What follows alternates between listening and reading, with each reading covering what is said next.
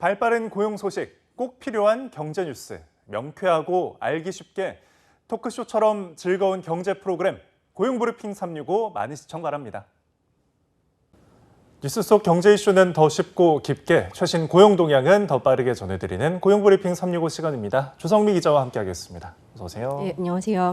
자, 오늘은 어떤 이슈 준비하셨나요? 네, 1인 가구의 숫자가 증가한 만큼 1인 가구의 삶의 방식, 주거 형태 모두 다양해지고 있는데요.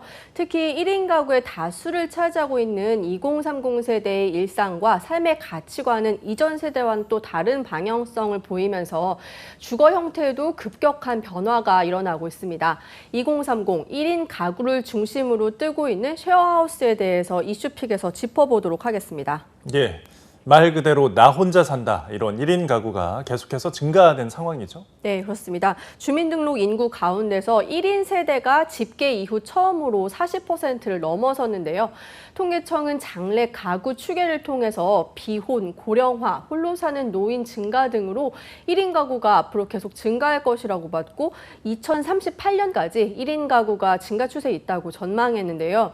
혹시 앵커님은 일코노미라는 말을 아시나요? 1인 경제 이런 건가요? 네, 비슷합니다. 1인과 경제를 뜻하는 영어 단어 이코노미가 합쳐진 말로 1인 가구 급증으로 나타난 경제 현상을 말하는데요. 집에서도 이런 변화가 나타나고 있는 겁니다.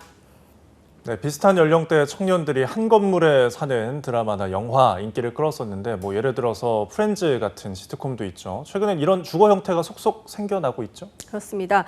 공유 주거의 일종인 쉐어하우스는 여러 명이 한 집에 살면서 개인적인 침실을 각자 따로 사용하고 거실이나 화장실 같은 공동 공간만 함께 쓰는 주거 방식인데요. 고시원과 비슷한 형태로도 볼 수 있지만 입주자들 사이에 긴밀한 교류가 일어난다는 점에서 다르고 무엇보다 훨씬 쾌적한 주거 환경을 가졌다는 점이 다르겠습니다. 집을 구할 때 위치도 중요하겠지만 주로 이제 역세권의 위치에서 출근이나 이제 다른 곳에 이동하기가 쉽고 사생활도 일정 부분 보장이 되기 때문에 외로움도 덜고 안전 우려도 좀 낮출 수 있는 것이 장점으로 꼽힙니다. 가장 좋은 건 비용인데 일반 월세방과 비슷한 수준의 임대료를 내지만 보다 더 잘 관리된 주거 환경을 누릴 수 있다는 점이 장점으로 꼽힙니다. 네, 취업 준비 기간은 점점 더 길어지는 상황에서 주거비 부담도 만만치 않은데 이런 부분은 확실히 쉐어하우스가 좀 더 덜어주지 않을까 싶어요. 네, 쉐어하우스 전문 플랫폼 S사의 조사에 따르면 서울 기준으로 쉐어하우스에 거주하는 데 필요한 보증금은 평균 160만 원, 월세는 42만 원 남짓인데요. 취업도 늦어지고 결혼은 또 늦게 하는 추세가 이어지다 보니까 주거비 부담이 커지고 있는 청년층의 상황과 맞아 떨어지면서 쉐어하우스 산업은 최근 급성장하는 중입니다. 2019년 국내 쉐어하우스 수는 1,020개로 껑충 뛰었는데 쉐어하우스 산업이 첫 발을 떼기 시작했던 2013년하고 비교를 해보자면 60배 가까이 굉장히 급증한 수치입니다. 네, 늘어나는 1인 가구 수요에 맞춰 쉐어하우스도 증가폭이 가파른데요. 특히 여성들에게 인기가 많다던데 안전 때문이라고 봐야 할까요? 네, 아무래도 그렇죠. 2018년부터 2019년까지 쉐어하우스의 남녀 입주자 비율을 보자면요. 여성이 약 85%로 압도적으로 높은 비중입니다. 아무래도 원룸보다는 상대적으로 보안 시스템이 잘 갖춰진 쉐어하우스로 더 많은 여성이 주거지를 옮긴 것으로 보이는데요. 특히 전문가들은 전통적인 가족관이 이제 무너지고 있는 시대에 필수적인 사회 기능 역할까지 하고 있다는 점에서 이런 현상이 나타난다고 보고 있습니다. 그런 점에서 쉐어하우스를 통해서 함께 살면서 서로 챙겨주고 같이 밥을 먹고 어울린다면 또 다른 형태의 가족으로 보아야 한다는 이야기도 나오고 있습니다. 이런 상황에 최근에는 거주 공간으로만 구성됐던 기존의 쉐어하우스와 달리 업무나 문화 같은 기능까지 결합한 복합 건물이 등장하면서 요즘은 서비스도 이제 진화하는 형태에 있습니다. 아파트가 복합 문화 공간으로 바뀌듯이 쉐어하우스 역시 이렇게 다양한 역할을 하는 건가요? 네, 처음에는 주거 공간을 단순히 공유하고 비용을 좀 아끼고 세대 간의 문화 교류 늘리는 정도였다면요. 요즘은 가격은 좀 더 점차 비싸지면서 이에 따른 서비스가 확장되는 양상을 보이고 있습니다. 뭐 카페를 갖추고 있는 거는 기본이고 라운지, 루프탑, 헬스장, 반려견 운동장 등 이런 기업형의 쉐어하우스들이 생겨나면서 공간이 더 다양해지는 건데요. 더욱이 입주자끼리 친해지도록 하는 뭐 파티나 쿠킹 클래스, 각종 워크숍도 이제 매달 열린다고 합니다. 기업형으로 성장하면서 직원이 입주자와 적극적으로 소통하면서 새로운 네트워킹 프로그램을 만들어주는 형태까지 등장을 하고 있는데 이렇게 장점이 늘어나면 뭐가 떠오르실까요? 아무래도 이제 쉐어하우스의 장점으로 꼽혔던 비용이 올라가는 건 어떻게 보면 자연스러운 결과일 텐데 그런데도 이런 공유주택은 대부분 만실이라는 게 업계 전언입니다. 네.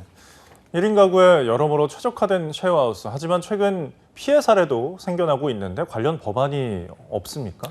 네, 그 쉐어하우스 수요는 꾸준히 늘어나는 반면에 이해관계자를 보호할 제도는 아직 미비한 상황인 게 맞는데요. 유주택이라는 개념과 명칭조차 없는 현실입니다. 이렇다 보니까 위생, 안전, 계약 문제 등에 대한 규제가 굉장히 미비하기 때문에 그 종종 피해를 보는 경우도 발생하고 있는데요. 그로 인해서 이제 계약을 갑자기 안 하는 사람이 나타난다던가 거꾸로 비좁은 방에 여러 명이 이제 숙박을 하게 하는 피해 사례도 적지 않게 나타나고 있습니다. 그런 만큼 정부는 최근 늘어나는 1인 가구를 고려를 해서 이런 형태의 공유주택을 아예 법제화하는 방안을 검토 중입니다. 네.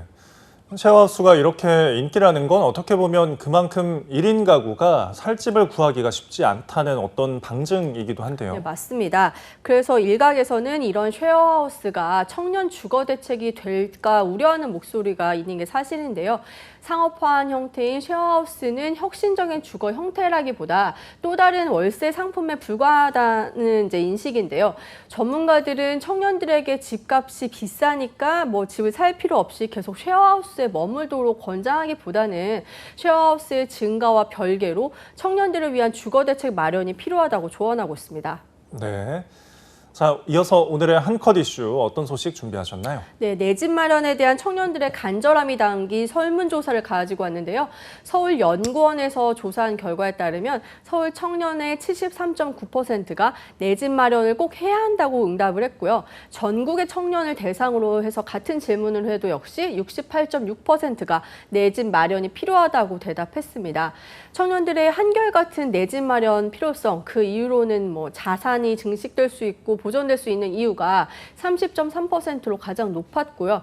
임대료 상승의 부담 때문이라는 응답도 28.0%를 차지했습니다. 그 경제적인 이유가 결국엔 전체 응답의 50%를 넘었다는 건데요.